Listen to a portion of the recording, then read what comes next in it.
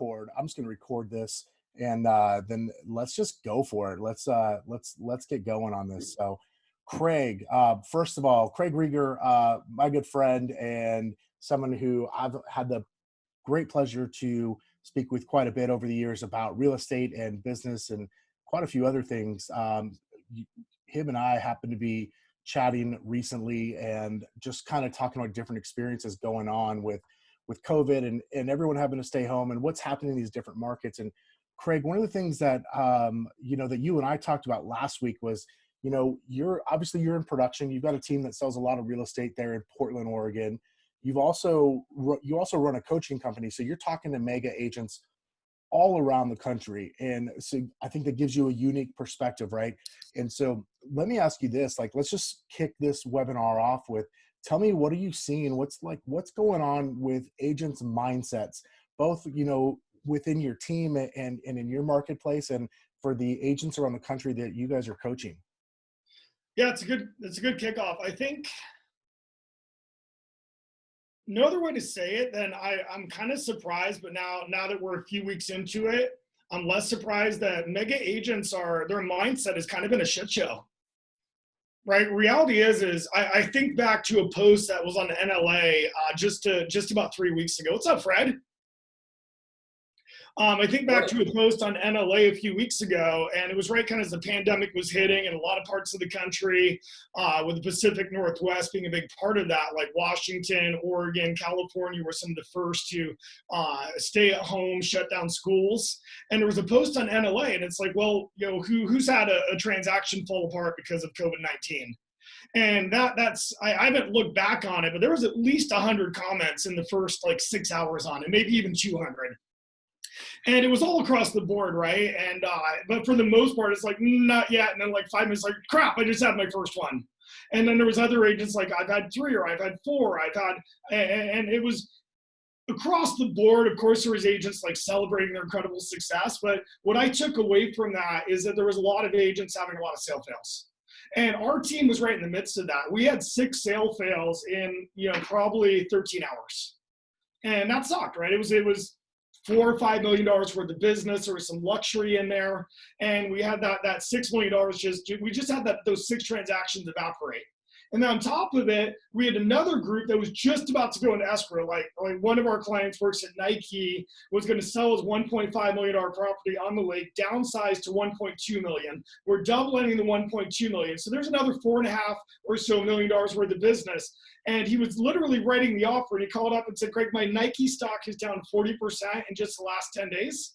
He goes, we're going to punt. We're just going to hold off. Like, our job is secure, and that was a big hit. We're going to hold off. And so the long answer short is that top producers kind of took it from all sides, right? You've got many had some amount of sale fails. You got this group of people that are about to buy and sell properties, and a group that's about to list, and you're kind of getting hit in all these areas of people being like, I'm going to pause, I'm going to hold off. And even for myself, I'm still in production. I personally will list a couple of houses a month with my close sphere. I've got a team that does the most of it. And when folks were calling me a month ago, I'm like, why don't we just pause? Like, I don't know. Like, our schools just shut down. The governor is announcing in 4 or 5 days that stay at home. I don't know what that means for industry. And frankly, Mr. and Mrs. Seller, if you don't have to sell, I'm going to advise you just to chill out for a week or 2 or 6 months, and let's see what happens. Obviously, if you have to sell, you have to sell. But if you don't have to sell, like, I don't even know how any of this is going to work. And so what I've seen is that the more production you've consistently been doing over the last year, 2 years, 5 years, 10 years, however long you've been in the business, is maybe the more you've mentally been broken down over the last 2, 3, or 4 weeks. Because frankly, you're just taking a bigger hit. If you sell 13 houses a year, you've maybe had one client over the last month who's like, I'm going to pause or I'm going to terminate. And that hurts. I mean, in scale, that hurts just as bad as the team that sells 100 properties and had 12 people back out. Like, in scale, it's the exact same. But the top producer has taken a lot more punches than the typical agent, frankly, just because they're in touch, they're in contact, they're in relationship, and they're in business with a lot more people. So my biggest surprise has just been like, wow, these folks we work with and know they're incredibly confident, have really established businesses, are the ones that we're talking to now, and it's like they're literally just kind of lost. Yeah, man, it's we've had a lot of those conversations too with agents, you know, both within our own organization, myself and Fred, other agents we know locally and around the country, and then of course this all the reason why we decided to get on and do this webinar today was spurred by the conversation the three of us were having last week about what was going on in business, and you were able to share some of that stuff with us. So I guess let's do this, Craig, if you don't mind. You shared an exercise with me around stats because okay, we've talked about people are hurt, right? And depending on where you're at, if you're someone who does say 15 deals a year versus 150 deals a year, you're feeling what's going on, the sale fails as you call them, at a different scale. But what do we do now? Okay, great, we've had some sale fails. I don't know anybody that doesn't yet, unless they just didn't have any pending transactions. But what do we do now? Like, what's our next step forward? Well, I think mindset is a key piece, and I don't want to focus or take your incredible listeners' time at NLA on mindset, because I think there's about 1,000 webinars a day on mindsets. So I think it's getting real with the numbers and knowing what's going on in the market. For my quick pause on mindset, and this was a coaching exercise I went through with my team this morning, and I was looking at the book Good to Great. And one of the quotes that jumped out at me is, greatness is not a function of circumstances. So we all got circumstances right now, right? We've got our team, we've got our family, we've got our pets, we've got stay-at-homes. We're doing a webinar in Northern California tomorrow, and the only houses that apparently in this particular city that agents are allowed to go inside of are vacant. So that's going to be an interesting webinar to help agents through that. So greatness is not a function of circumstance. We all have a circumstance right now, and let's focus on that greatness is not a function of that. We can be great regardless of our circumstances. And then the author goes on to say, greatness, it turns out, is largely a matter of conscious choice and discipline. It's a matter of conscious choice and discipline. So where I'm challenging my own team and have been for the last 5 weeks, where I'm challenging our coaching clients is what is our conscious choice? What can we focus on? And how disciplined are we going to be around that activity? For me, when the pandemic started, I just went off the grid for a week. I think I might have talked to you guys during that time. I went to our house in Blackview. I was in a pretty negative mindset because of those transactions falling apart, because of those future transactions that were about to come together that got paused. And I took off for a week. I'm like, screw it, I'm out. Like, game over. And that was actually a very challenging thing for me to do, because I felt like my coaching clients needed me. I felt like my coaches needed me. I felt like my team needed me. I felt like more than ever, my buyers and sellers needed me. And the first thing I did, first thing I did is melted down in stress. The second thing I did is I just took that personal time for myself to clear my head and look at what I can control. And what I recognized pretty quickly into that exercise is, I've got to get my mind right to be able to lead my buyers and sellers. Right? If my mind isn't in the right place, I cannot lead my buyers and sellers. I was talking with a friend of mine, a business owner that I respect immensely, Chris Suarez, this morning, who owns multiple brokerages. He has one of the largest expansion networks in the world. And he shared with me, he's like, Craig, it's just fascinating to look kind of group by group, city by city, and there's some teams are just dominating. Right? Look at my friends Rustin and Chartong in Honolulu. They put 30 homes in escrow in 30 days as of yesterday. So really, since COVID hit, 30 homes in escrow in 30 days. And there's other folks that historically was sold 10 or 20 properties in the last 30 days, and they're 2 or 3.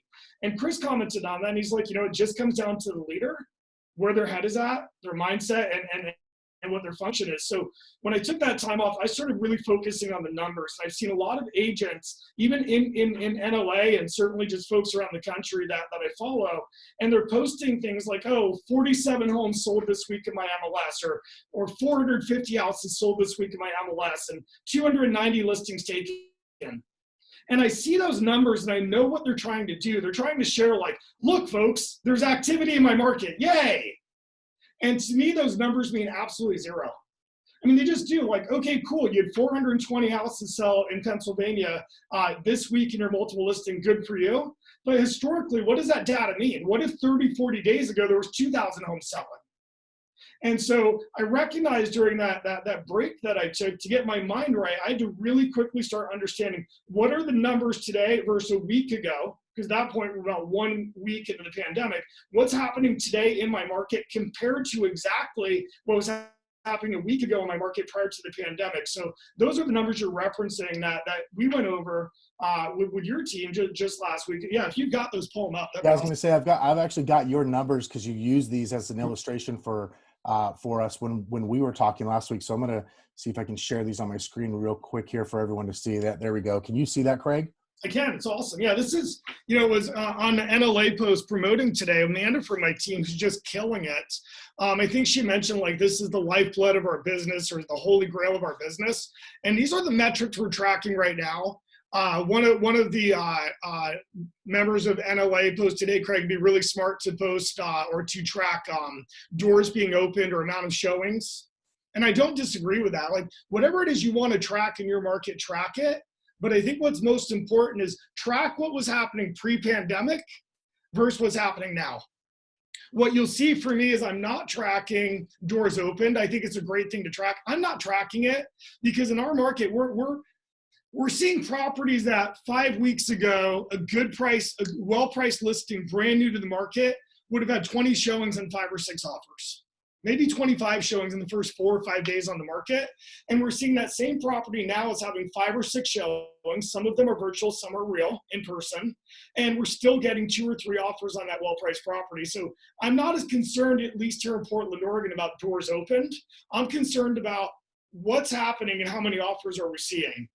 The other thing I'm not tracking, I'll probably start tracking in the next week or two, Kevin and Fred, is solds. I don't give 2 rips about sold right now. Sold is a lag metric. Whatever is closing today, I think we're on April 14th, whatever's closing today probably went to escrow pre-pandemic.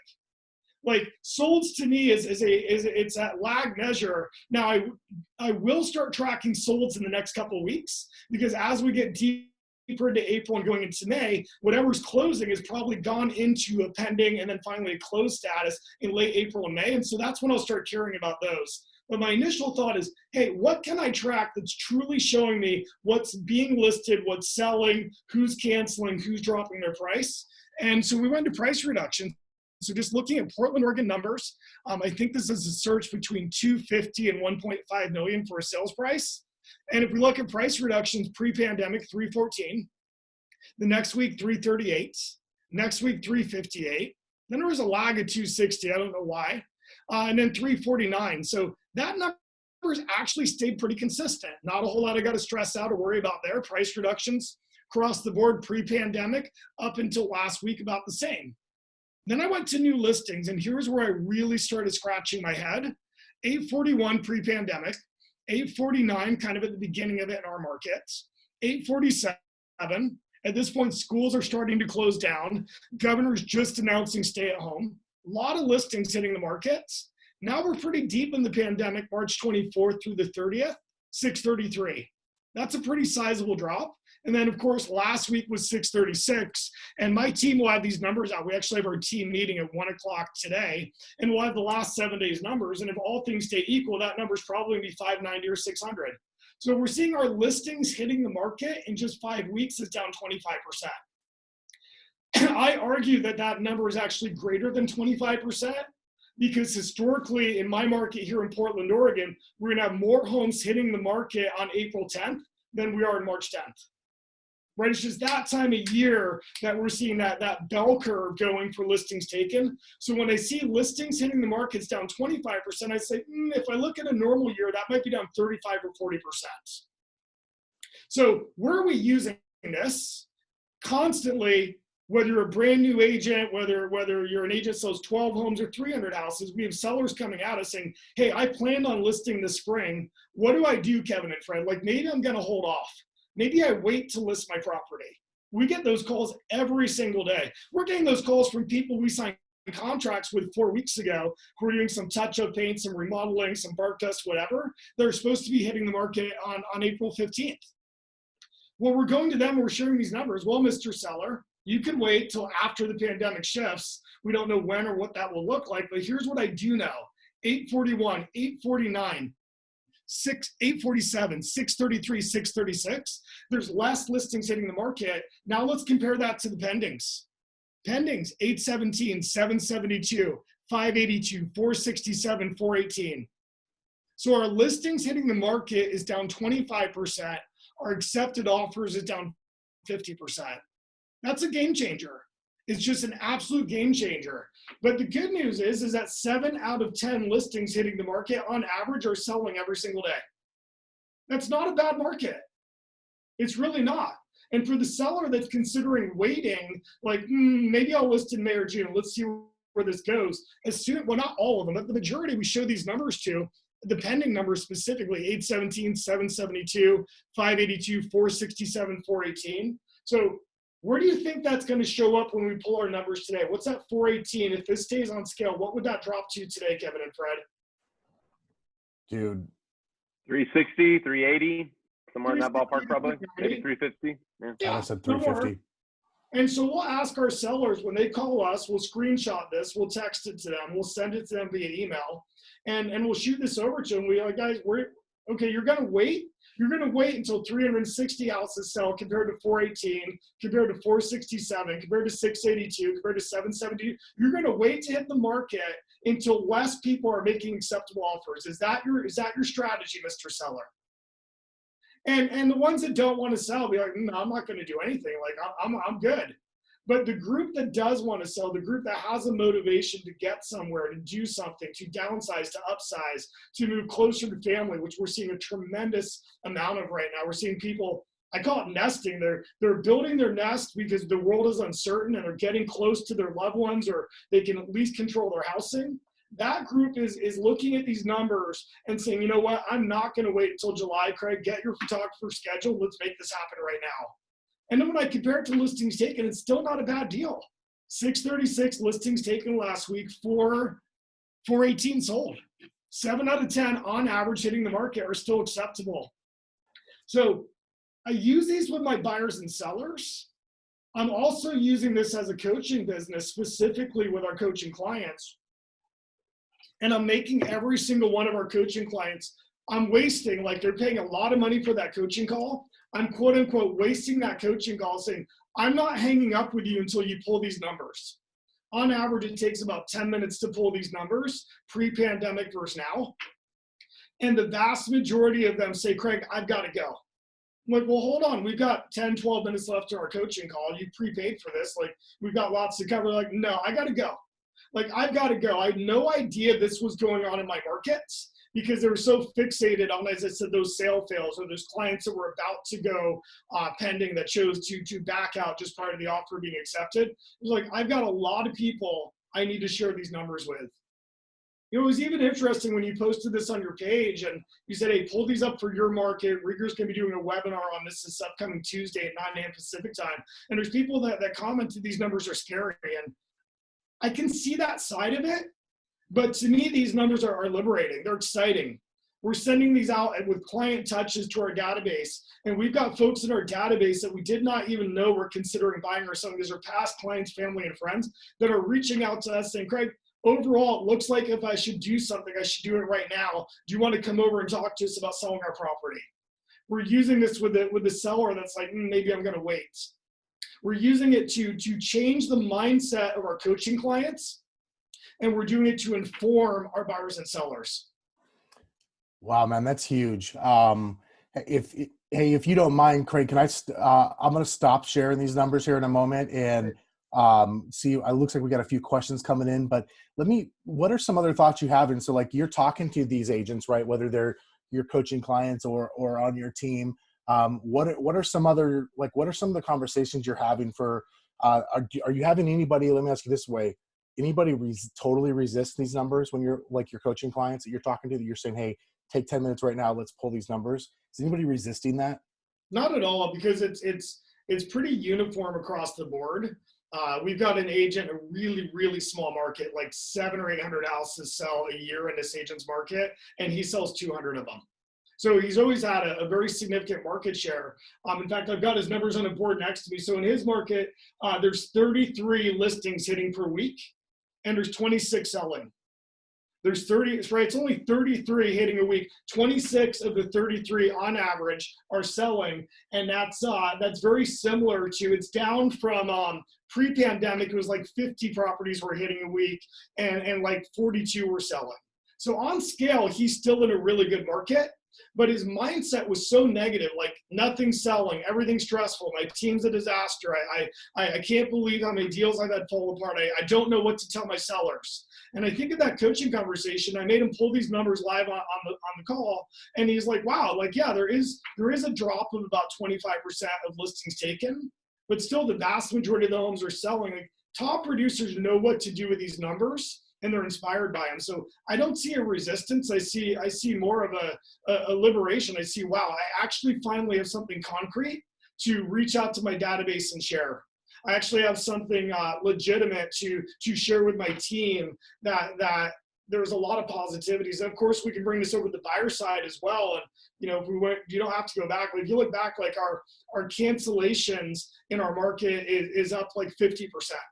There's 50% more sellers canceling now. There's 25% less listings hitting the market.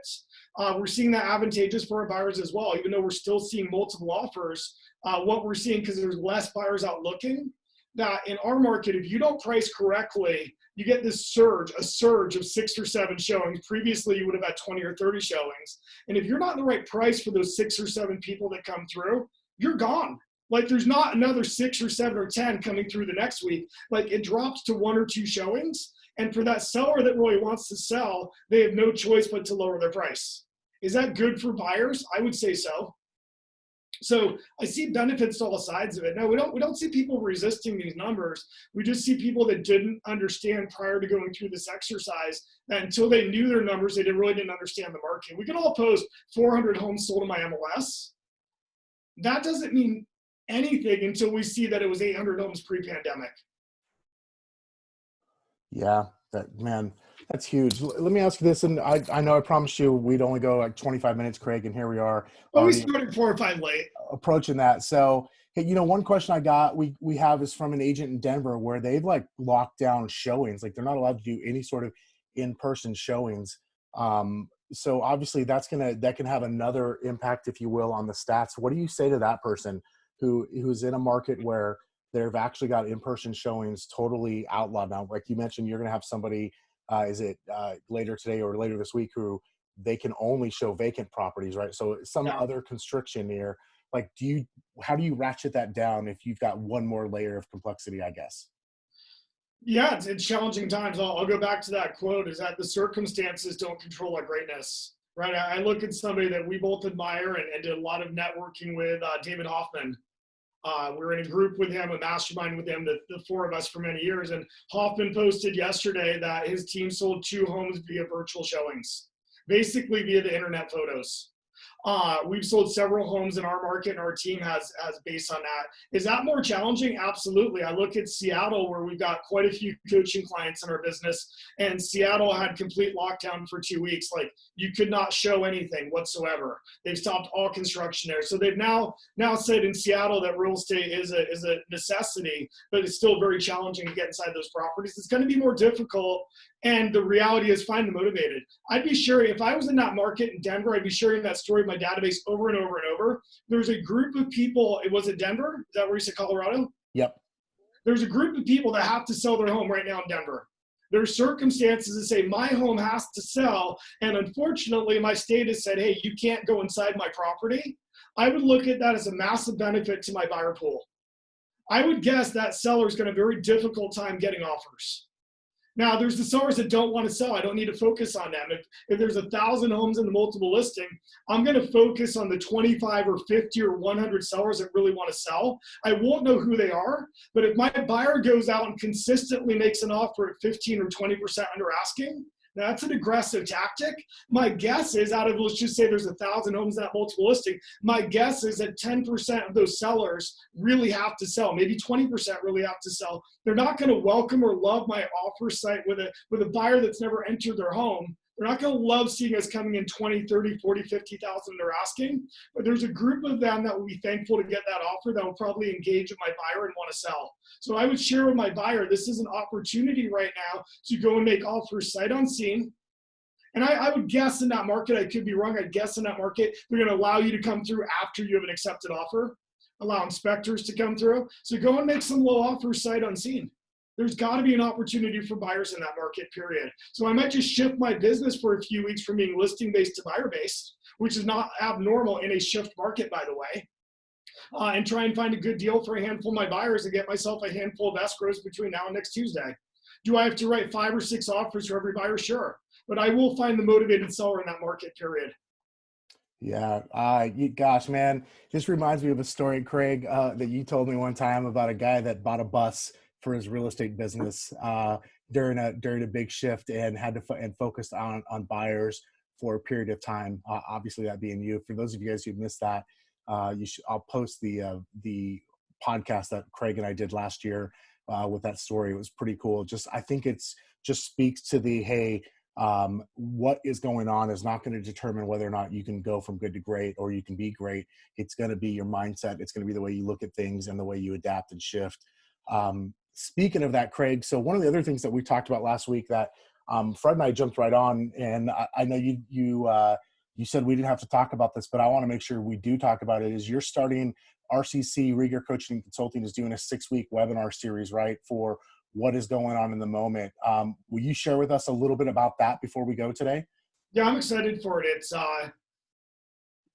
what we're doing a month ago, and everybody in the country is at a different place with the virus, right? But what we're doing a month ago is so different than what we're doing a week ago. And what we're going to be doing this week, when I see those numbers come out this afternoon for my team, is going to be a really different script than what we did last week.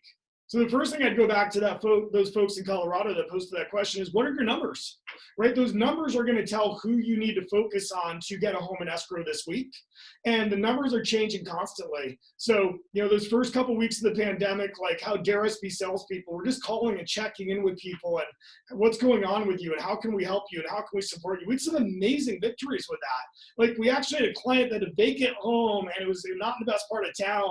And there was people like kind of wandering around his property and potentially breaking with another client that just lost her job, lost her house. We put them together and he's letting her stay there for free as a caretaker, right? So he's winning. He's got somebody in the house. She's winning because she was homeless because of unfortunate circumstances with her job and life. Like, that was the first week or two, was just checking in, connecting people, helping them.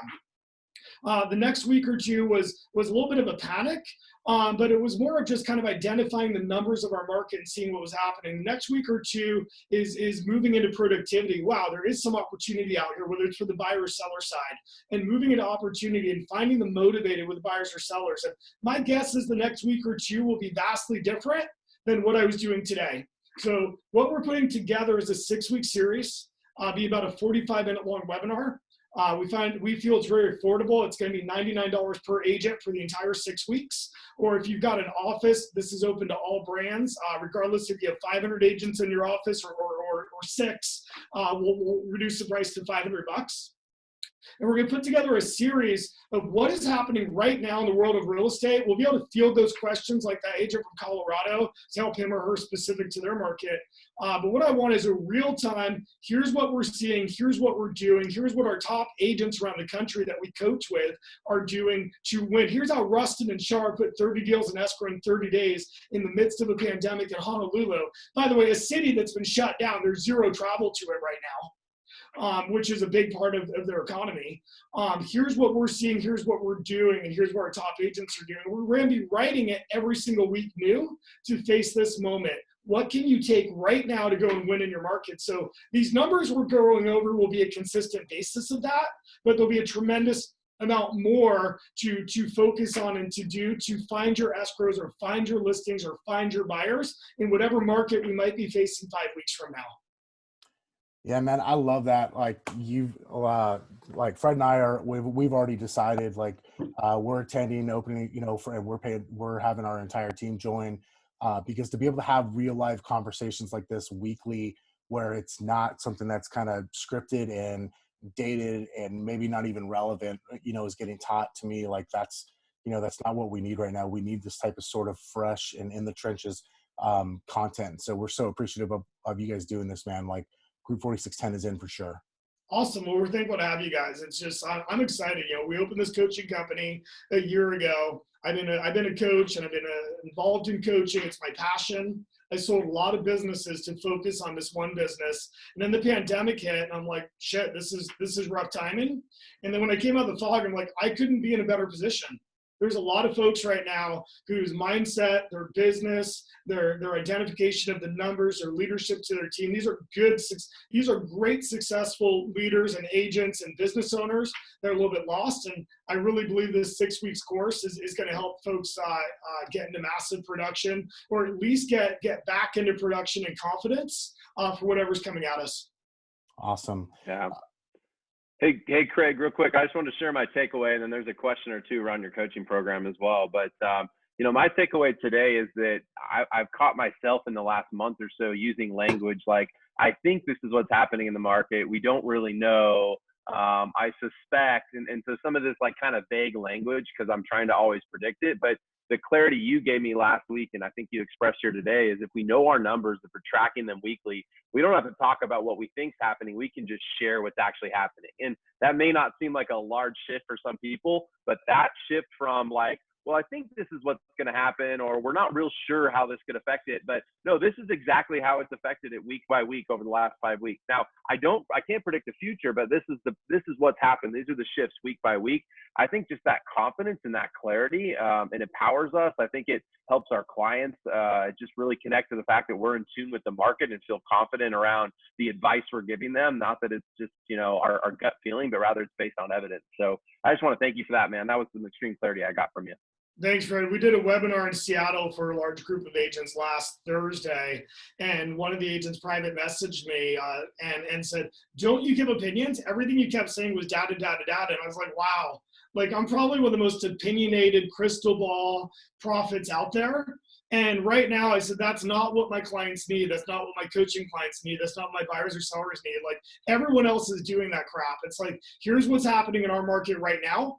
Here's exactly what it means. And here's the opportunity, good or bad. By the way, I'm giving a lot of people bad news, but the ones that see it as good news and see the opportunity in it are going into escrow with my team, period. So yeah, I don't think it's a time to predict the future. It's a time to show the stats, show the trends, and to let them, our clients are intelligent. They'll make the best decision if we put the numbers in front of them. Yeah. So a couple quick questions, and I think you can handle these or I can jump in too. But somebody asked, is the $99 as an individual, is that for all 6 weeks, or is that $99 a week for 6 straight weeks? We wanted to make this very affordable. This is not a profit center for us. As you guys know, and I'm supposed to be at NLA, I've got my calendar in front of me.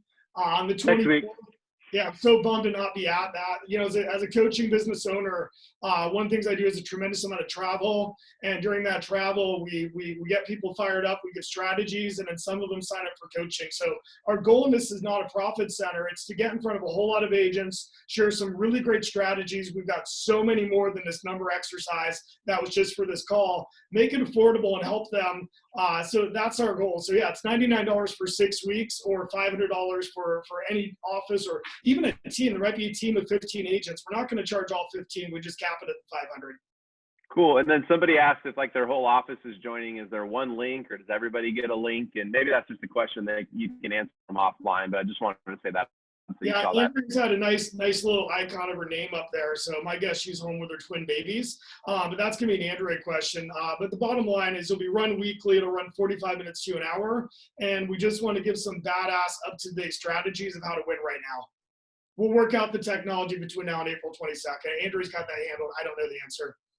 Love it. Love it. There's a few people that asked about recordings too. Yes, this was recorded, and I will send it out to everybody in the next 24 hours. Awesome. Yeah. I was just saying, Craig, there's a lot of comments too about year-over-year stats. So I know I'm joining your training in a week or so. I'm excited. I want to talk more about that too, because I think there's some validity to year-over-year stats, which people are typing in the comments. But one of the misses with year-over-year is it doesn't take into account like, well, how hot was your market 4 weeks ago versus, how hot is it today, right? Or what is the temperature of the market today? So I think year-over-year is good if I could just insert that as an opinion, but I really do like this week by week, pre-pandemic, post-pandemic type stats, because it's more of a now conversation. And pretty much we can say this with almost certainty across every market in the US. Every market in the US heats up in April over March. Like April is hotter time, more sales, more activity. So when you're seeing numbers go down while most markets are going up, which you alluded to in Portland, like that's a pretty good sign. So I just want to toss my opinion. No, you're right. I mean, whatever, like, do doors open, do your, I don't care. Just know your numbers. If I see one more agent post 400 houses sold in my market, I'm going to scream. Now, if you want to show me 400 houses sold versus a year ago, then you've got some validity. If you want to show me 400 houses sold versus 5 weeks ago, 800 sold, you've got validity. So yeah, whatever numbers you want to run, but this is an awareness to actually compare real data. But I do agree with you. Right now, the most informative data is 5 weeks ago versus today, period. Then if you want to cross-reference what happened a year ago this week for this week, that there could be some really cool stats that your buyers and sellers and database need to know about. And I'll end it with this, is I'll implore people to get this data to their database, not just their A, B, and C pipeline buyers and sellers now. Get it to your old database, right? Which is a big fundamental part of our coaching in the first place, because database is where business should come from. But get it there. You'll be surprised how many people in your database you haven't been communicating with, you didn't realize was a prospective buyer or seller, and they're going to see this data and they're going to reach out to you, and they're either going to put themselves on hold for 6 months, or you're going to have a sign up in your yard in 6 days based on them seeing the trends that you're sending to them consistently. Yeah, I think now more than ever, we've got to be there. We've got to be the resource. We've got to be the guide for our clients, and let them know the truth of what's going on, because there are some people, like you said, like they're just in a position for whatever reason that they have to buy or they have to sell. And for the people who are there, the more truth they have, the more data they have, the more armed they are to make a good decision for themselves. Yeah, these are the no bullshit numbers. When I first started presenting this to our coaching clients, I was like, no bullshit. Don't say it's a great time to sell. Don't say it's a great time to buy, because frankly, you have no idea. Pull up the numbers, look for the opportunity, and good and bad. And that's actually how we post it with our own database. Like, we're not going to fluff. We're not going to tell you it's amazing. Here's what's happening. Here's the opportunity we see this week inside the numbers. And our database, it's resonating. And we just set a team goal to put 30 deals in escrow this month. And we're at 14 right now. So we're tracking one a day. I don't know if we'll hit the other 17 or 16 this month, but based on we've been delivering this data for a month, we're amazed our database. We're not even reaching out to them. We're just giving the data. They're sharing back with us, wow, I need to buy or sell, or my sister got laid off. She has equity. She needs to sell. It's been really powerful. That's awesome. All right, guys. Well, we got to run. We already kept Craig a lot later than I promised him that we would. Guys, if you haven't already, like, go to the website now, sign up for How to Win in Today's Market. Fred and I are signing up for Group 4610, all of our agents, and I saw quite a few of you on here. You will have access to this webinar series because Fred and I believe it's important. You know that because we've been talking about a lot of this stuff in our meetings, and just hearing from Craig last week just helped us realize there's even more that we need to be looking at and thinking about. And so we're excited to bring that into our own business. Craig, thanks for being here, man. Thanks to you and Andrea and everybody else at RCC and Katie for doing this free webinar for the Next Level Agents community, and all you guys do for the real estate community, man. Thanks, guys. I appreciate you, and I love your group. All right, have a good one. Thanks, brother. Talk to you soon, guys. Thanks, Craig. Thanks, guys. Bye. Bye.